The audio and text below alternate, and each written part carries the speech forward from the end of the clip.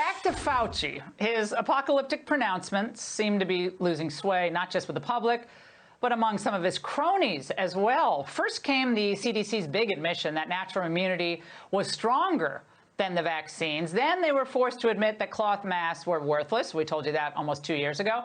And now some of the most strident supporters of some of these mandates are beginning to see the light.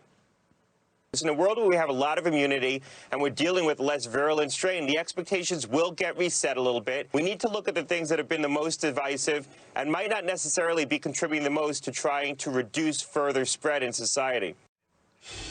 Joining me now is Dr. Peter McCullough, cardiologist, epidemiologist based in Dallas, Texas. Dr. McCullough, first of all, you were awesome at that rally over the weekend. I watched all the video. I wasn't able to be there, but that was such an impressive show of support and clarity, and it was a diverse crowd. It was just awesome. So I want to say that first and foremost. But do you sense a shift in some of the thinking of the medical talking heads? It's clear, and I think they're listening to Senator Ron Johnson, who clearly understands pandemic response better than anybody in Washington. He held a 5-hour Senate panel yesterday titled A Second Opinion.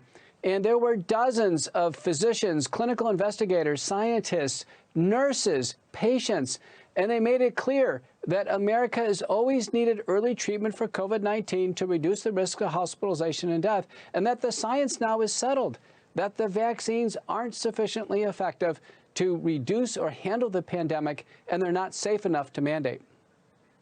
Well, Biden's Surgeon General now believes the key to ending the pandemic apparently is censorship. Watch.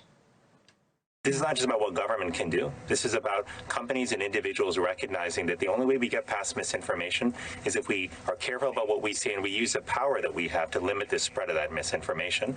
That's going to be a critical part of how we get through this pandemic.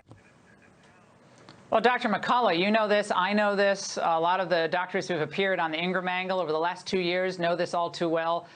They have been censoring anyone who questions their narrative, including treating physicians who saw success with certain therapeutics. I asked that question yesterday in public on the Senate record now. Who's actually received and been the recipient of censorship or reprisal, professional injury?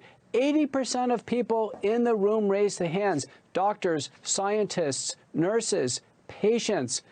Believe me, censorship is incredibly divisive in the United States today in the scientific community.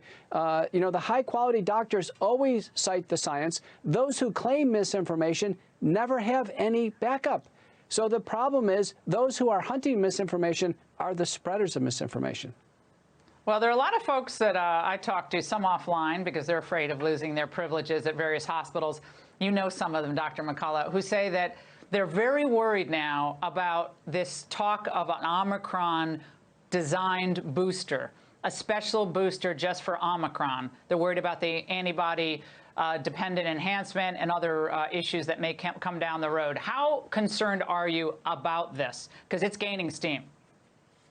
We're on the back end of the Omicron curve. On your show a few weeks ago, I had predicted this, that this was going to be a rapid,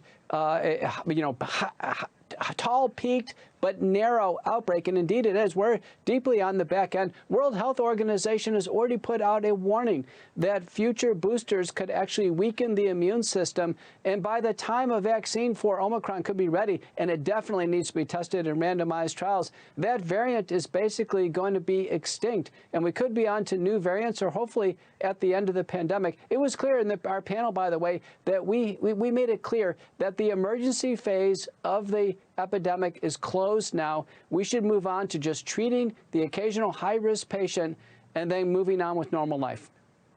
Dr. McCullough, thank you. It was great to see you tonight.